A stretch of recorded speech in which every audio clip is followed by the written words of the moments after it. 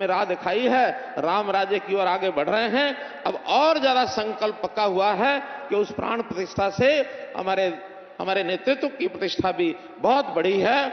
और जो और अच्छी बात हुई, अभी कल ही अबू धाबी में आपने जो मंदिर का जाकर के वहां उद्घाटन किया, और जिस प्रकार विदेशों में भी, कतर में भी ऐसे मंदिरों का जो उद्घाटन, ये भी दुनिया के इतिहास के अंदर एक नई बात जो हो रही है। उसी कड़ी के अंदर भले छोटा वो पग हो, लेकिन महत्वपूर्ण है कि कुरुक्षेत्र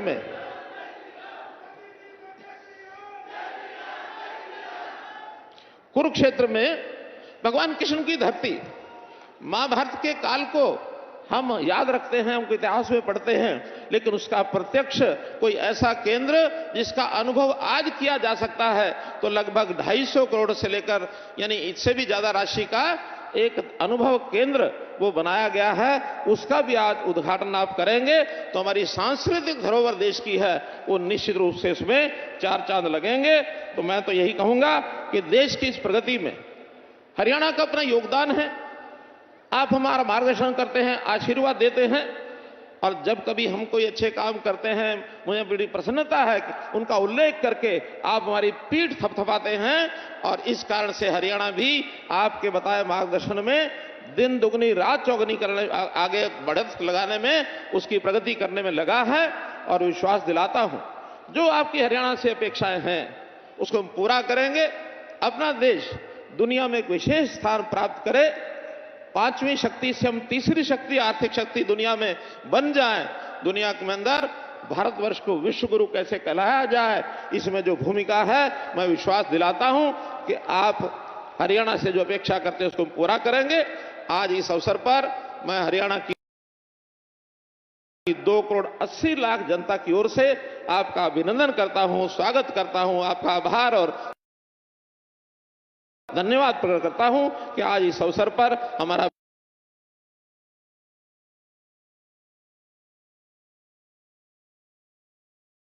मार्गदर्शन करने के लिए आए हैं। बहुत बहुत धन्यवाद, बहुत बहुत आभार।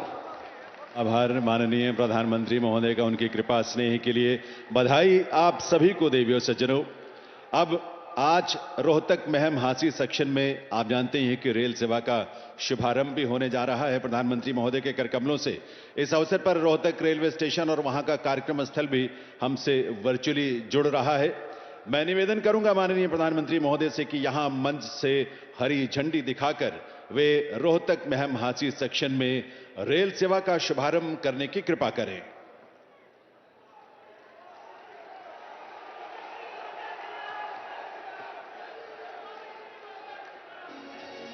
लहरा रहा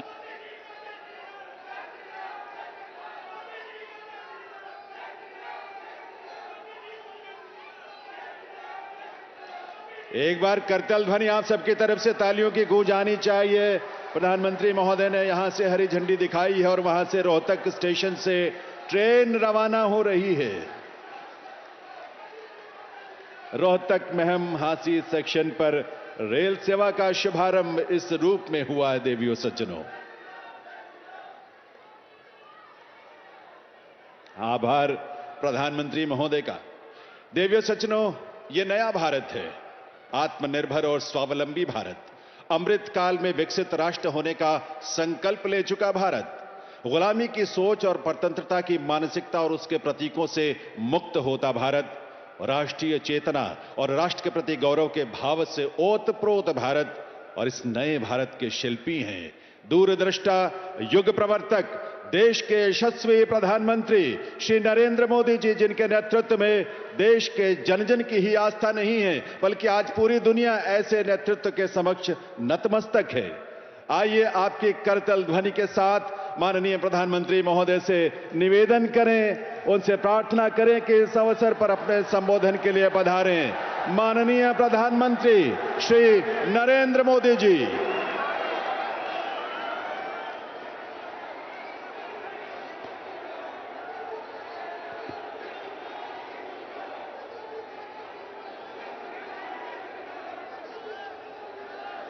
भारत माता की, भारत माता की, भारत माता की। वीर धरा रेवाड़ी से पूरे हरियाणा को राम राम।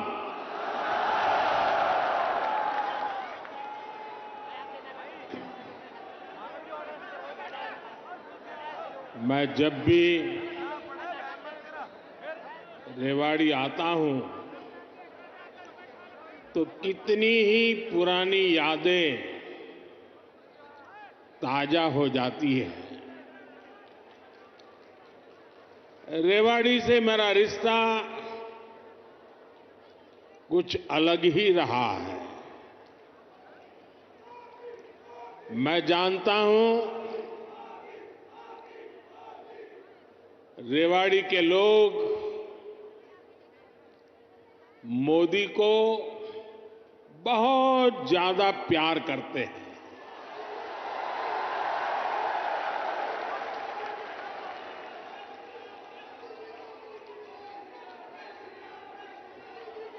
और अभी मेरे मित्र राव इंद्रजीत जी ने जैसे बताया,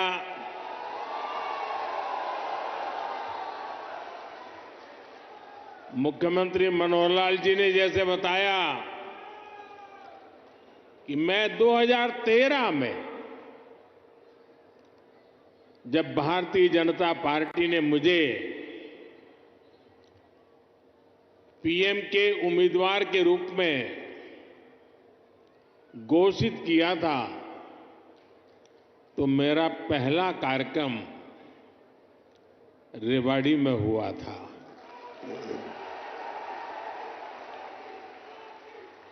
और उस समय रेवाड़ी ने 272 पार का आशीर्वाद दिया था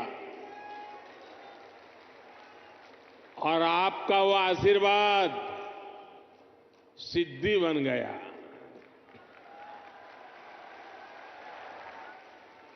अब लोग कह रहे हैं कि मैं फिर एक बार रेवाड़ी आया हूं तो आपका आशीर्वाद है अब की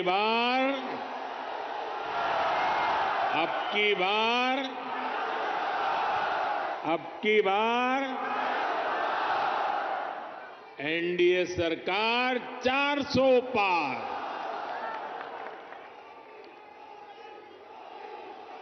साथियों, लोकतंत्र में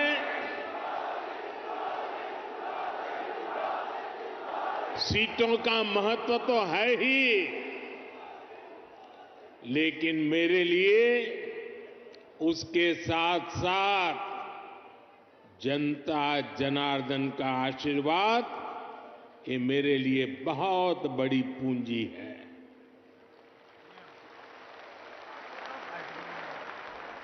आज पूरी दुनिया में भारत नई ऊंचाई पर पहुंचा है तो ये आप सबके आशीर्वाद के कारण, ये आपके आशीर्वाद का कमाल है।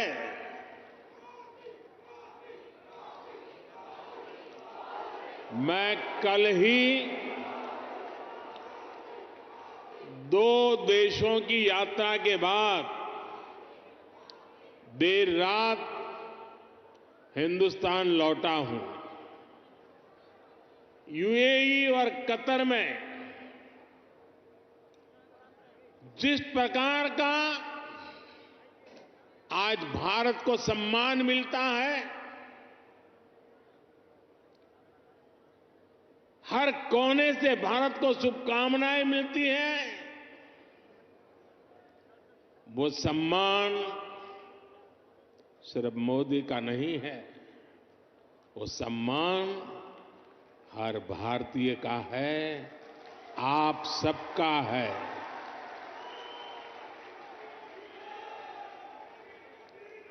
भारत ने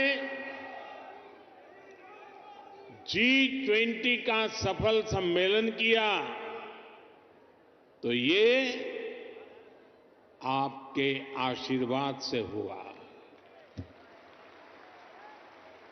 भारत का तिरंगा चंद्रमा पर वहां पहुंचा जहां कोई नहीं पहुंच सका, तो ये आपके आशीर्वाद से हुआ। 10 वर्षों में भारत 11वें नंबर से ऊपर उठकर 5वें नंबर की आर्थिक महाशक्ति बना, ये भी आपके आशीर्वाद से हुआ।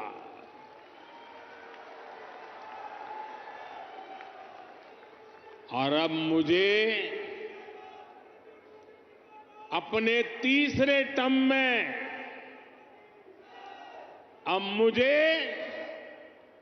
आने वाले सालों में भारत को दुनिया की तीसरी सबसे बड़ी आर्थिक ताकत बनाने के लिए आपके आशीर्वाद चाहिए।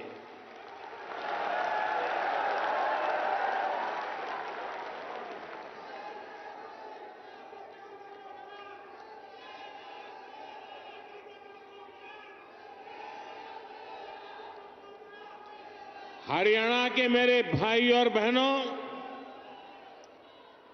विकसित भारत बनाने के लिए हरियाणा का विकसित होना भी बहुत जरूरी है। और हरियाणा तभी विकसित होगा जब यहां आधुनिक सड़कें बनेगी।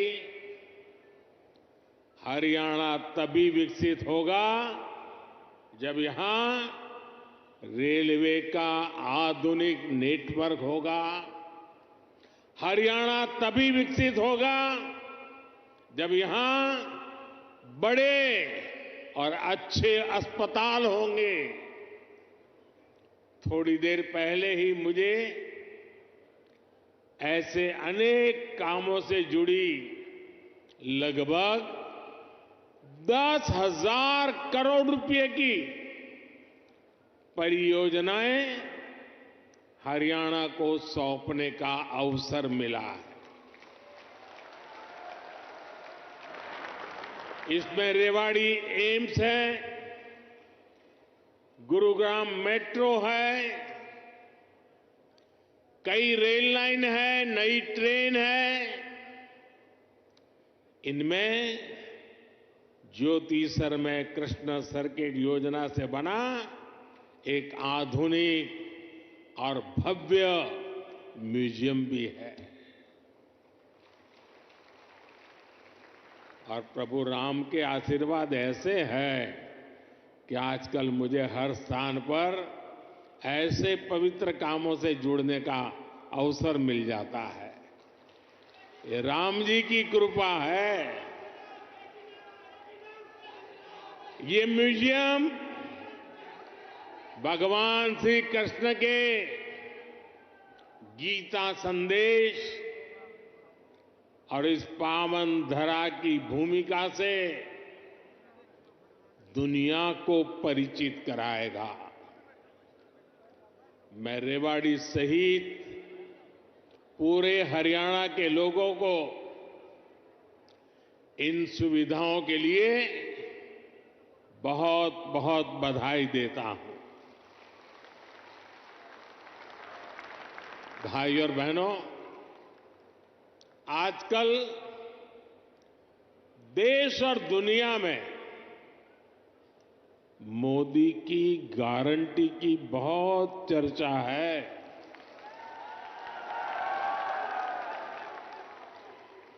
और रेवाड़ी तो मोदी की गारंटी का सबसे पहला गवाह है। यहां पीएम पद के उम्मीदवार के रूप में मैंने देश को कुछ गारंटियां दी थी। देश की इच्छा थी कि दुनिया में भारत की साख बढ़े,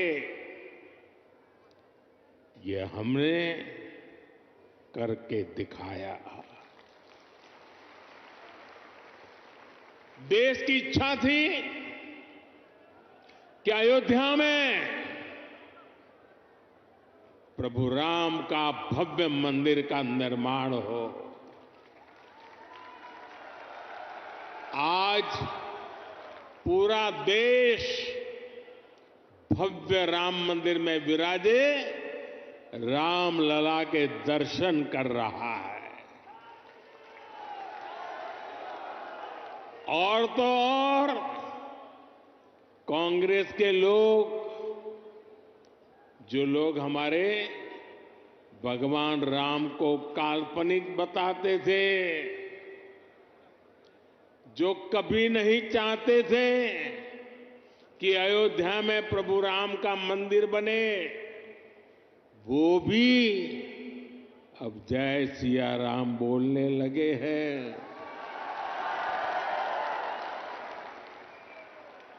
साथियों, कांग्रेस ने दशकों तक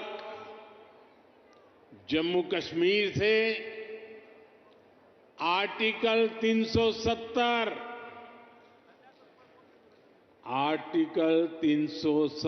हटाने पर रोड़े अटकाए थे।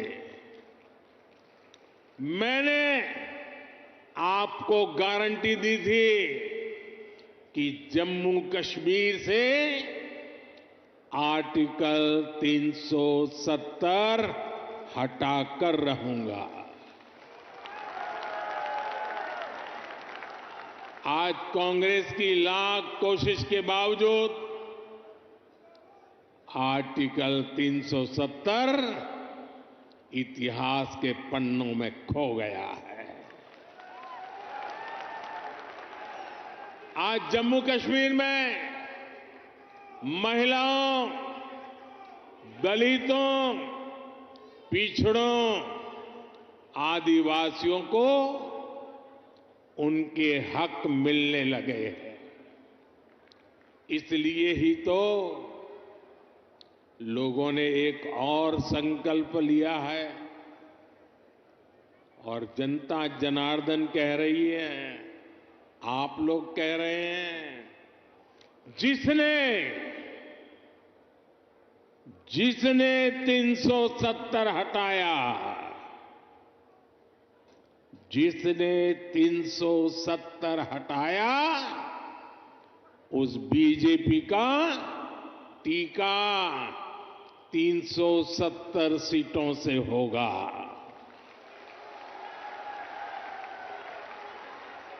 बीजेपी के 370 ही पहुंचाएंगे एनडीए को 400 पार। साथियों, यही रेवाड़ी में मैंने पूर्व सैनिकों को 1 रैंक 1 पेंशन लागू करने की गारंटी दी थी। कांग्रेस वाले सिर्फ 500 करोड़ रुपए दिखाकर 1 रैंक 1 पेंशन लागू करने का झूठ बोलते थे। रेवाड़ी की वीर धरा से लिया गया वो संकल्प मैंने आपके आशीर्वाद से पूरा किया।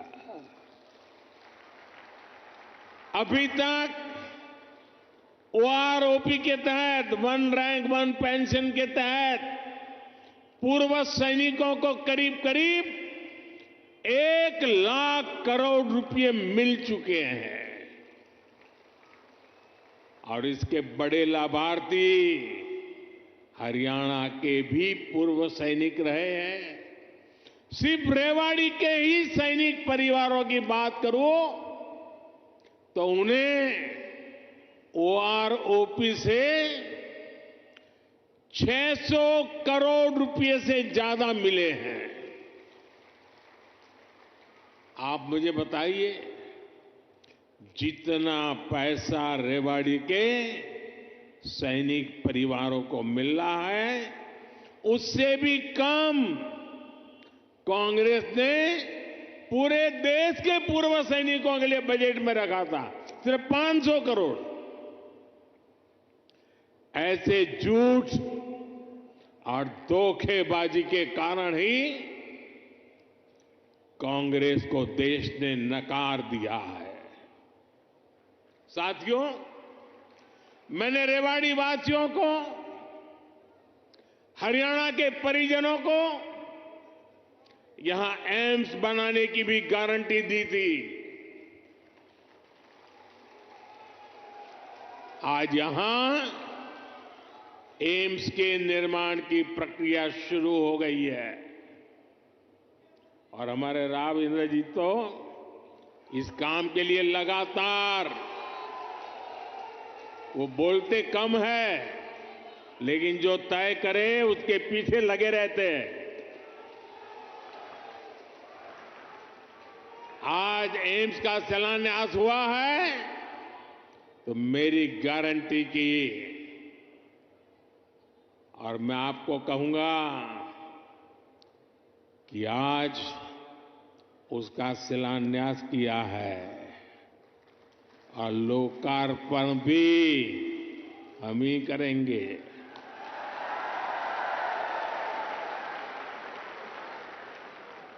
और इससे आपको बेहतर इलाज भी मिलेगा, युवाओं को डॉक्टर बनने का अवसर भी मिलेगा और रोजगार, स्वरोजगार के भी अनेक अवसर बनेंगे। रेवाड़ी में देश का 22वां एम्स बन रहा है। पिछले 10 वर्षों में 15 नए एम्स स्वीकृत किए जा चुके हैं। आजादी के बाद से लेकर 2014 तक देश में करीब 380 मेडिकल कॉलेज बने थे। बीते 10 वर्षों में 300 से अधिक नए मेडिकल कॉलेज बने हैं। हरियाणा में भी हर जिले में कम से कम एक मेडिकल कॉलेज बनाने का काम तेजी से चल रहा है। साथियों, मैं ऐसी अनेक गारंटियां गिना सकता हूं जो देशवासियों के आशीर्वाद से पूरी हो चुकी है। लेकिन कांग्रेस का ट्रैक रिकॉर्ड क्या है? कांग्रेस का ट्रैक रिकॉर्ड देश की आधे से अधिक आबादी को दशकों तक छोटी छोटी जरूरतों से दूर रखना का है, तरसाने का है। कांग्रेस का ट्रैक रिकॉर्ड सिर्फ एक परिवार के हित को देश और देशवासियों के हित से ऊपर रखने का है। कांग्रेस का ट्रैक रिकॉर्ड इतिहास के सबसे बड़े घोटालों का है। कांग्रेस का ट्रैक रिकॉर्ड आतंकवाद और अलगाववाद को बढ़ावा देने का है। कांग्रेस का ट्रैक रिकॉर्ड सेना और सैनिक दोनों को कमजोर करने का है। ये बातें याद रखनी जरूरी है क्योंकि आज भी कांग्रेस की टीम वही है, नेता वही है, नीयत वही है और उन सब की निष्ठा एक ही परिवार के लिए है। तो नीति भी तो वही होगी जिसमें लूट है, भ्रष्टाचार है, बर्बादी है। साथियों, कांग्रेस सोचती है कि सत्ता में रहना उसका जन्मसिद्ध अधिकार है, इसलिए गरीब का ये बेटा जब से पीएम बना है, ये एक के बाद एक मेरे खिलाफ साजिशें करते जा रहे हैं।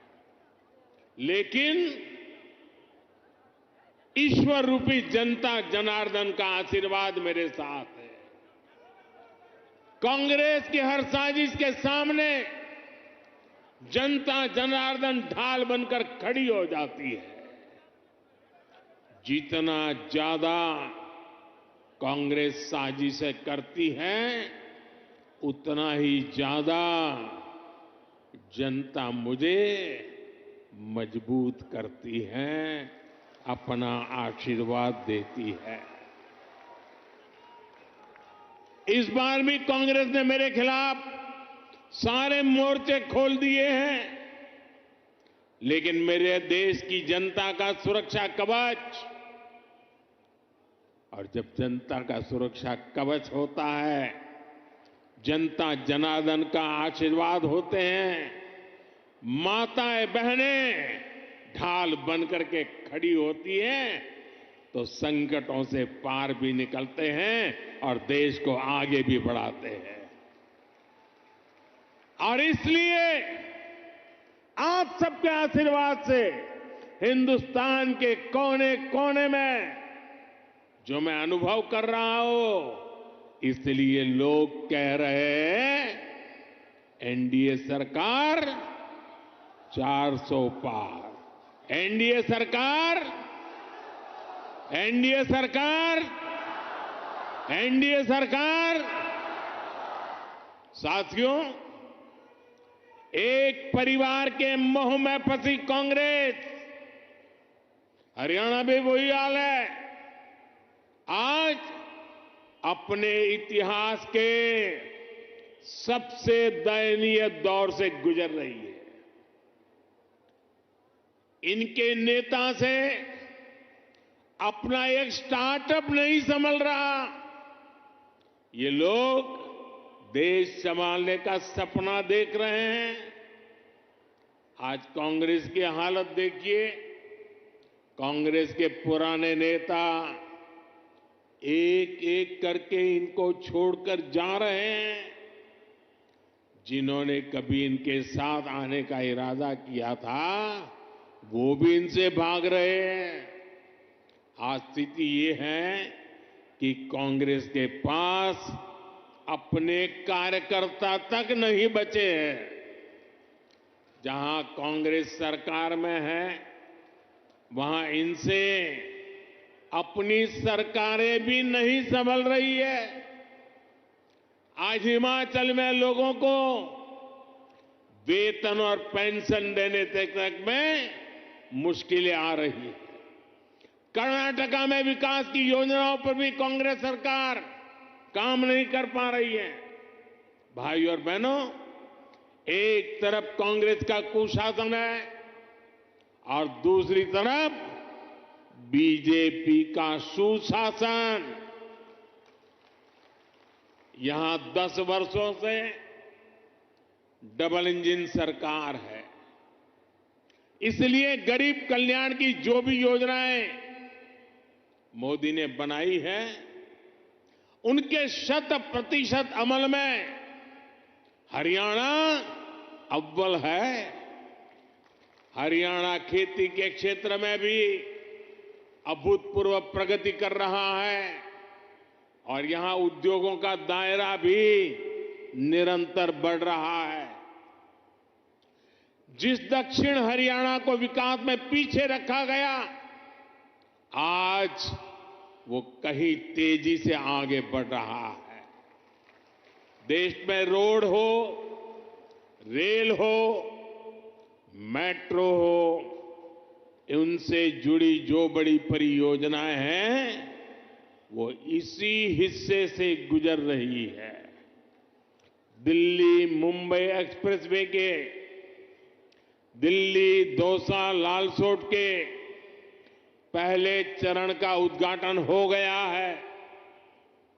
देश का सबसे लंबा एक्सप्रेसवे हरियाणा के गुरुग्राम, पलवल और नूंह जिलों से होकर गुजर रहा है। साथियों, 2014 से पहले हरियाणा में रेलवे के विकास के लिए हर वर्ष औसतन 300 करोड़ रुपए का बजट मिलता था। 300 करोड़ रुपए। इस वर्ष हरियाणा में रेलवे के लिए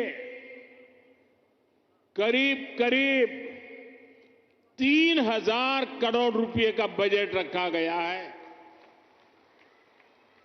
अब देखिए कहां 300 करोड़ और कहां 3000 करोड़, और ये अंतर पिछले 10 सालों में आया है। रोहतक, महम, हांसी, जिंद, सोनीपत जैसी नई रेल लाइनों और अंबाला, कैंट, दप्पर जैसी लाइनों के दोहरीकरण से लाखों लोगों का फायदा होगा।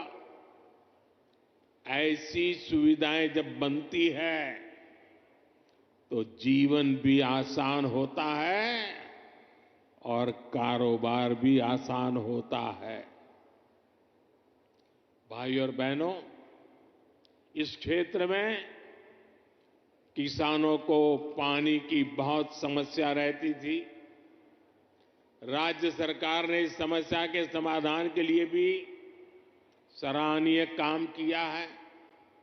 दुनिया की सैकड़ों बड़ी कंपनियां आज हरियाणा से चल रही हैं। इसमें बहुत बड़ी संख्या में नौजवानों को रोजगार मिला है। साथियों, हरियाणा कपड़ा और परिधान उद्योग में भी अपना नाम ऊंचा कर रहा है।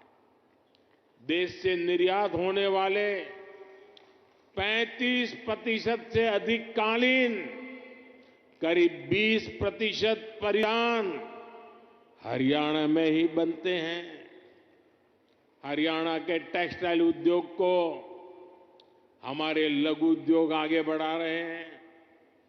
पानीपत हथकरघा उत्पादों के लिए, फरीदाबाद कपड़ा उत्पादन के लिए, गुरुग्राम रेडीमेड गारमेंट के लिए, सोनीपत टेक्निकल टेक्सटाइल के लिए, तो भिवानी गैर बुने हुए वस्त्रों के लिए आज प्रसिद्ध है। पिछले 10 वर्षों में एमएसएमई के लिए, लघु उद्योगों के लिए लाखों करोड़ रुपए की मदद केंद्र सरकार ने दी है। इससे पुराने लघु उद्योग, कुटीर उद्योग ये तो मजबूत हुए ही हैं, हरियाणा में हजारों नए उद्योग भी स्थापित हुए हैं। साथियों, रेवाड़ी तो विश्वकर्मा साथियों की कारीगरी के लिए भी जाना जाता है। यहां की पीतल की कारीगरी और हस्तकला बहुत मशहूर है। 18 व्यवसायों से संबंधित ऐसे पारंपरिक कारीगरों के लिए पहली बार पीएम विश्वकर्मा नाम से एक बड़ी योजना हमने शुरू की है। पीएम विश्वकर्मा योजना से देश भर में लाखों लाभार्थी जुड़ रहे हैं।